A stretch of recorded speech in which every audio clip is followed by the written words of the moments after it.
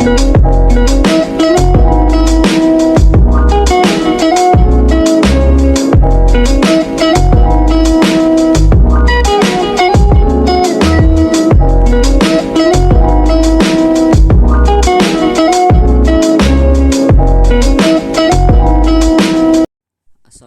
warahmatullahi wabarakatuh.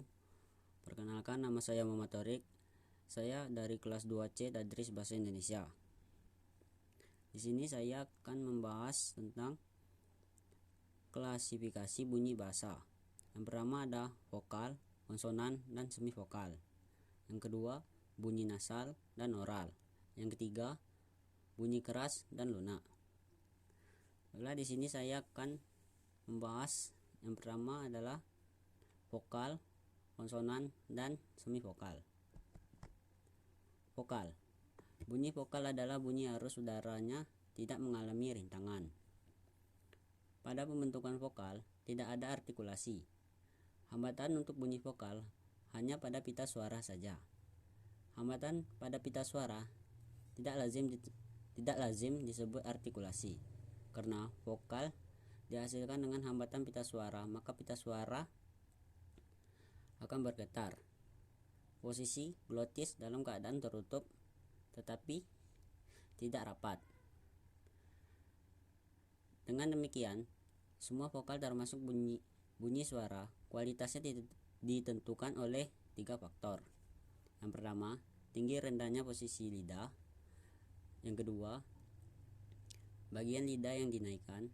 Yang ketiga, bentuk bibir pada pembentukan vokal.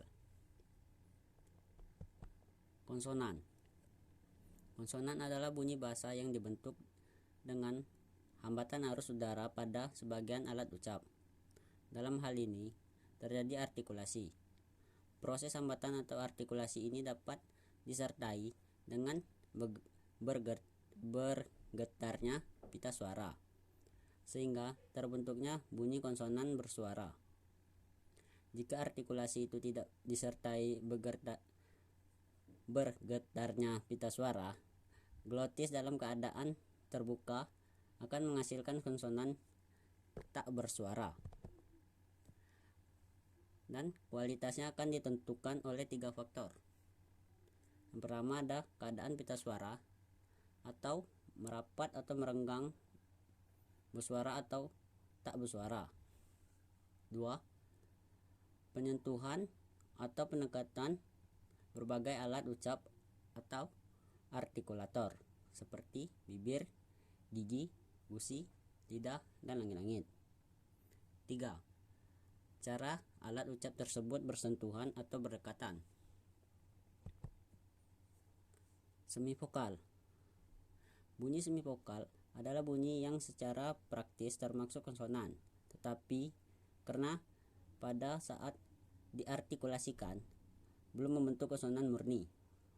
Bunyi semivokal dapat disebut semikonsonan, namun istilah ini jarang dipakai. Selanjutnya yang kedua, kita akan membahas bunyi nasal dan oral. Bunyi nasal dihasilkan dengan menutup arus udara keluar melalui rongga mulut, tetapi membuka jalan agar dapat keluar melalui rongga hidung. Penutup arus udara melalui rongga mulut dapat terjadi diantaranya: 1. Antara kedua bibir hasilnya bunyi M. 2. Antara ujung lidah dan jeruk hasilnya bunyi N. 3. Antara pangkalan lidah dan langit-langit lunak hasilnya bunyi H. 4. Antara ujung lidah dan langit-langit keras hasilnya N. Bunyi oral. Bunyi oral dihasilkan dengan jalan mengangkut ujung anak tekak mendekati langit-langit lunak untuk menutupi rongga hidung sehingga arus udara dari paru-paru keluar melalui mulut. Selain bunyi nasal, bunyi vokal dan konsonan dalam bahasa Indonesia termasuk bunyi oral. Yang terakhir yaitu bunyi keras dan lunak. Kategoris bunyi keras atau fortis dan bunyi lunak lenis dibedakan berdasarkan ada tidaknya ketegangan arus udara pada waktu bunyi itu diartikulasikan. Bunyi bahasa tersebut keras apabila waktu diartikulasikan disertai ketegangan kekuatan arus udara.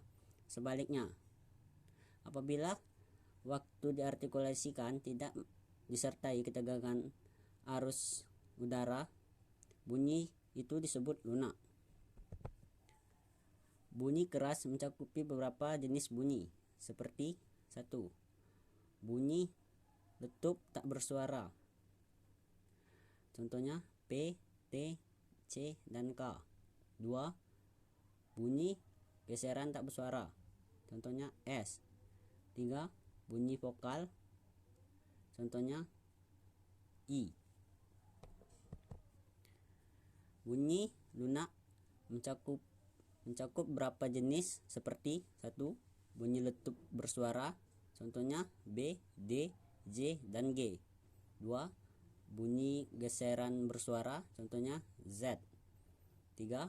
Bunyi nasal. Contohnya M, N, N, dan H. 4. Bunyi likuida. Contohnya R dan L. 5. Bunyi semivokal. Contohnya W dan Y. 6. Bunyi vokal. Contohnya I, E, O, dan U. Baiklah, itu saja yang dapat saya jelaskan. Apabila ada salah kata, saya mohon maaf. Assalamualaikum warahmatullahi wabarakatuh.